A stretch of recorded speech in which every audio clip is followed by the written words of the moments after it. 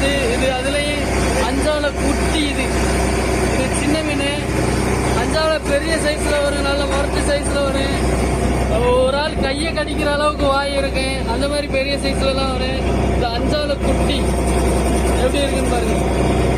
கடல் பாம்பு வகையில் ஒன்று. இதோட பல்லு ரொம்ப மாதிரி இருக்கு.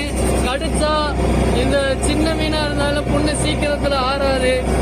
ரத்தம் வந்துக்கிட்டே இருக்கு. அதனால இந்த மீன்கிட்ட கொஞ்சம் ஜாக்கிரதையாக இருப்பாங்க மீனவர்கள் எல்லாரும். அஞ்சால மீன் பார்த்துக்கங்க. இந்த மீன் நம்ம வலையில வர்றது தேவையில்லாததான்.